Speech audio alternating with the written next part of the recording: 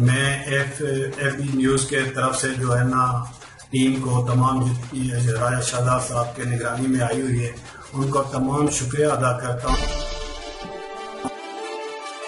اور ہم ہر پازیٹیو چیز کو اجاگر کریں گے۔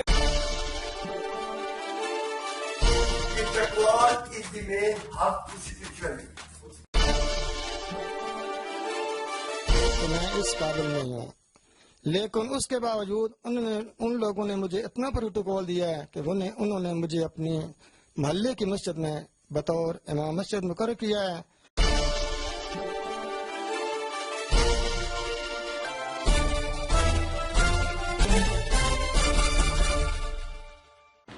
السلام علیکم ناظرین، میں ہوں آپ کا ہوسٹ راجہ شہزاد حمید۔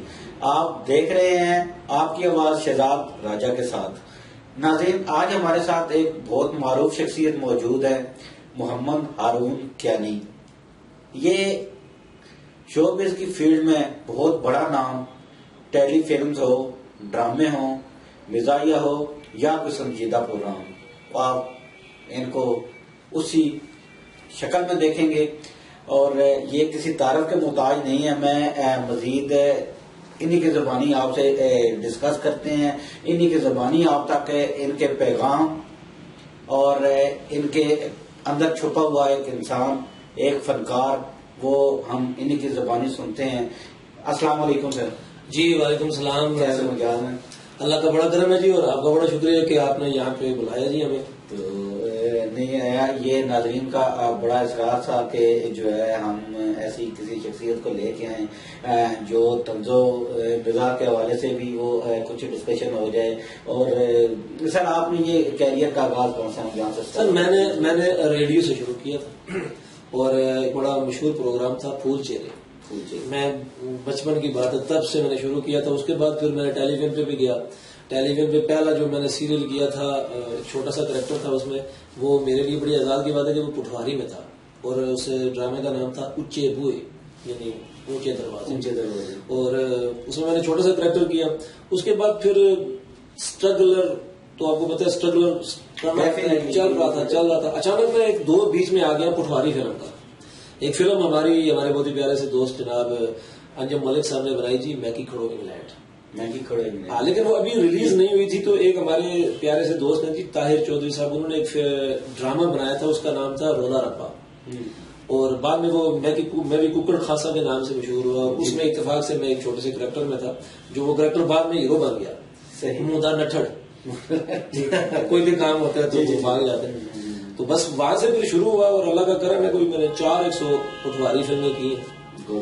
اور پٹواری میں بھی کیونکہ گجر خان کی اور پٹواری ہے، کلر سیدہ والی اور ہے، پنڈی کی اور ہے، میرپور جائیں تو اور ہو جاتی ہے، چکوال جائیں تو اور ہو جاتی ہے، ساتھ میں کیا ہے۔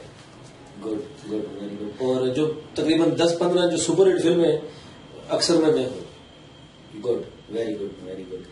تو آپ نے ابھی اپنا کوئی چینل وغیرہ بھی لانچ کیا، اس کے بارے میں تھوڑا سا ہمیں بتائیں۔ جی، پونچھ ٹی وی کے نام سے ایک چینل میں نے بنایا ہے، اور یہ صرف اس لیے بنایا ہے کہ جو ہماری لوکل زبانیں ہیں، جس طرح پٹواری ہے، اب پٹواری دیکھیں چکوال کی اور پٹواری ہے، جی پنڈی کی اور ہے، میرپور کوٹلی جائیں تو اور ہو جاتی ہے، تو پٹواری جو طرح طرح کی پٹواری ہے اس کو ایک جگہ پہ اکٹھا کرنا ہے۔ ٹھیک، اور خاص طور پہ گوجری زبان میں بھی میں سوچ رہا ہوں، گوجری زبان ہمارے ہزارہ میں بہت بولی جاتی ہے اور بڑی مشہور زبان ہے، لیکن یہاں کسی کو پتہ ہی نہیں، تو میں نے گوجری زبان کے بھی پروگرام اس میں کرنے ہیں۔ پہاڑی زبان، اب مری میں بھی ایک زبان بولی جاتی ہے، اس کو لوگ پٹواری تو کہتے ہیں، لیکن وہ اصل میں پہاڑی زبان ہے۔ کوٹلی ستیاں اور مری کے بیچ میں جو زبان ہے، اس زبان کو بھی چینل پہ لے کے آنے کے لیے، رولا کوٹ میں اور زبان بولی جاتی ہے، میرپور میں اور ہے، کوٹلی میں اور ہے، تو یہ ساری زبانیں جو ڈفرینٹ ہیں، ان سب کو پہاڑی کہتے ہیں، لیکن الگ الگ قسم کی پہاڑی ہے، ان سب کو اکٹھی کر کے ایک ہی جگہ پہ لے کے آنا۔ ویری گڈ، یہ بہت اچھا ایک میسج، اور یہ ایک بہت اچھا آگے کرنے جا رہے ہیں کہ ساری زبانوں کو ایک ہی پلیٹ فارم، ایک ہی وہ سکرین دینے جا رہے ہیں۔ اللہ تعالیٰ ان کو کامیاب کرے۔ تو ہارون بھائی، تھوڑا سا آپ ہمیں بتائیے گا کہ جو ہمارے ینگسٹر ہیں، جو آج کل ایک نشے کی لت میں پڑے ہوئے ہیں، آج کل وہ طرح طرح کی غلط ایکٹیویٹیوں میں پڑے ہوئے ہیں، تو وہ ان کو اگر اس سائڈ پہ راغب کیا جائے. کچھ ایکٹیویٹیز ہم نے کچھ ٹائم پہلے وہ ہمارے چکوال سے کوئی علی بھائی ہیں اور میں بھی آپ کا اٹریکشن ہو, تو انہوں نے اس پہ کام کیا تھا, لیکن وہ پھر وہ بیک فٹ پہ چلے گئے. تو اس طرح کی ایکٹیویٹیز آپ کیا سمجھتے ہیں اگر کی جائے اور آپ لوگوں سے ملوایا جائے تو اس میں کتنی مثبت چیزیں سامنے؟ دیکھیے پہلی بات تو یہ ہے کہ یہ کام سرکار کا کرنے کا ہے, ہمارا کرنے کا نہیں ہے, لیکن اگر اس کے باوجود ہم کرتے ہیں تو سرکار ہمیں کوئی سپورٹ نہیں کرتی. دیکھیے پہلے ہوتا تھا گراؤنڈ آباد ہوتے تھے, جب گراؤنڈ آباد ہوتے ہیں تو ہاسپٹل ویران ہو جاتے ہیں, ہمارے یہاں گراؤنڈ ختم. اس کے بعد جو کلچر ایکٹیویٹیز تھی, کلچر ایکٹیویٹیز میں فحاشی نے آ کے ایسا وہ کر دیا ہے کہ سب کچھ ختم. جی ہاں بھائی, آپ یہ منشیات اور اس ٹاپک پہ بات کر رہے تھے. دیکھیے بات یہ ہے کہ پہلا کام تو یہ سرکار کو کرنا چاہیے, لیکن جب ہم کرتے ہیں عوام تو ہمیں سپورٹ نہیں کیا جاتا. آپ نے بڑی مشہور بات سنی ہوگی کہ جناب آپ گراؤنڈوں کو آباد کریں تو ہاسپٹل ویران ہو جائیں گے.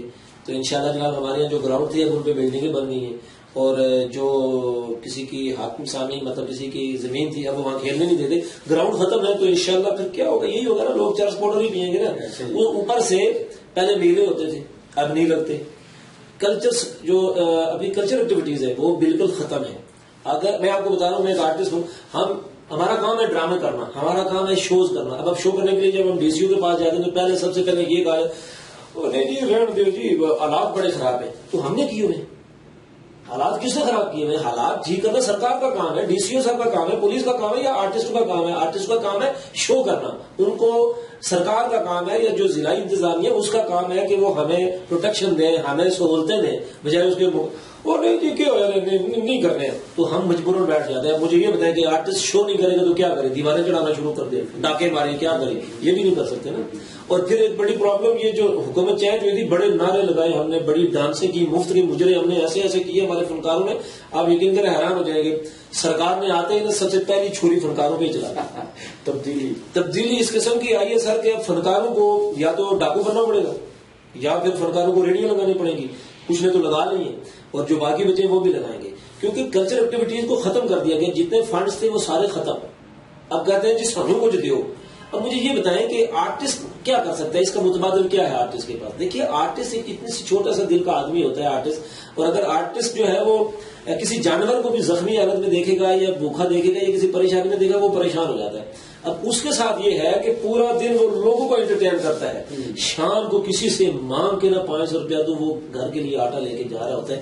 ایسا آرٹسٹ کیا کرے گا؟ مقابلہ آپ جس سے کروا رہے وہاں 20-25 کروڑ روپیہ لیتا ہے وہاں کا آرٹسٹ, اور ہم 500 کسی سے مانگ کے چلاتے ہیں, اور پھر ہمارا مقابلہ بھی ان کے ساتھ کروایا جاتا ہے. وہاں پہ آرٹسٹ کو بھگوان کہتے ہیں, یہاں پہ آرٹسٹ کو پتہ نہیں کون کون سے الفاظ سے نوازا جاتا ہے. تو سب سے پہلے اپنی اصلاح تو کریں, آرٹسٹ کو آرٹسٹ پہ مانیں. آپ یقین کریں دنیا میں آرٹ کے ذریعے تعلیم دی جاتی ہے.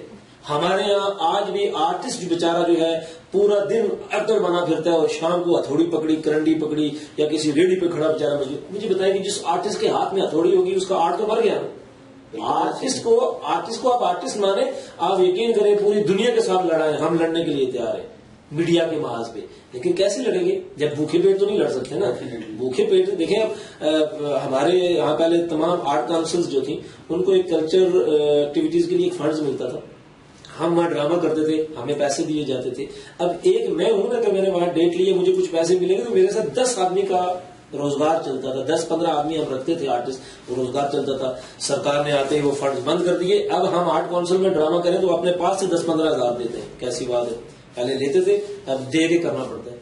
تو کیسے ترقی کریں گے؟ لوگ نشے کی طرف ہی جائیں گے نا.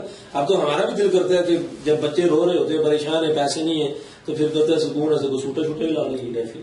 تو یہ ہوگا نا. آپ پہلے مہنگائی چلو ہو گئی, اوکے نو پرابلم, پیٹرول مہنگا ہو گیا, ڈالر بھی مہنگا ہو گیا. آرٹسٹ تو نہیں ہے, ہم سے کام کروائیں, ہمیں اچھے اچھے پروگرام بنا کے, ہمیں اچھے اچھے موضوعات بنا کے ہمیں باہر بھیجیں, ہم آپ کے لیے زر مواد کما کے لے کے آئیں گے. لیکن کیسے؟ ہمیں تو مطلب آرٹ کونسل میں جو ملتا تھا وہ بھی گیا. کہ کہیں آپ نے شو کرنا ہو تو ڈی سی او کے پاس چلے جائے. آپ یقین کریں وزیر اعظم بننا آسان ہے, ڈی سی او سے اجازت لینے مشکل ہو جاتی ہے. کیسے کریں گے یار؟ آپ میلے میں جا رہے ہیں, ایک آدمی نے میلہ لگانا, میلہ ہماری کلچر ہے, ہمارا ثقافت ہے. آپ جب میلے کے لیے جائیں گے آپ کو اجازت نہیں ملے گی. وہ نہیں جی نہیں, وہ بڑے حالات خراب ہے. وہ یار حالات خراب ہے, حالات کو ٹھیک کرنا سرکار کا کام ہے, ہمارا کام ہے کام کرنا.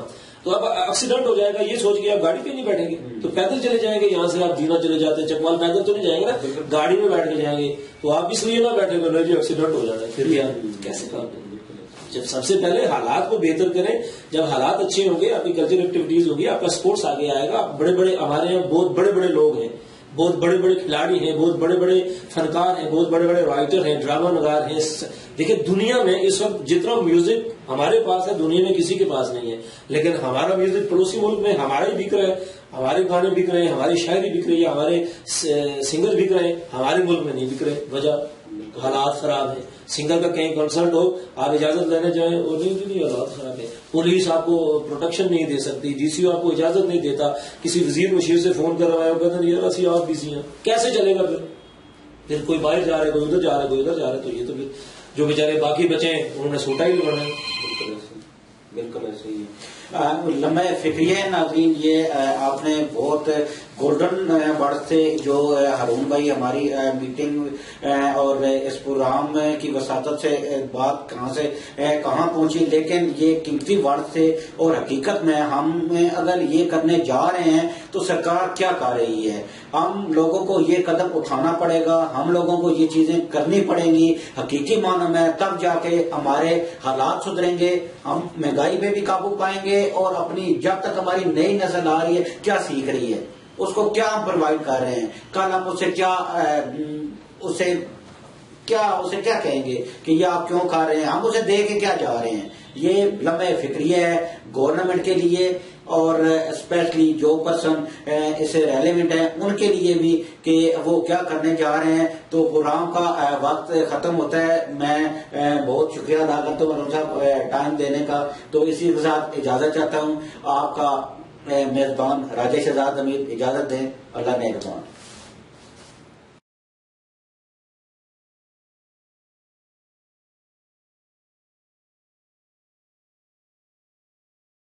میں ایف بی نیوز کے طرف سے جو ہے نا ٹیم کو تمام راجہ شہزاد صاحب کے نگرانی میں آئی ہوئی ہے ان کا تمام شکریہ ادا کرتا ہوں, اور ہم ہر پازیٹیو چیز کو اجاگر کریں گے.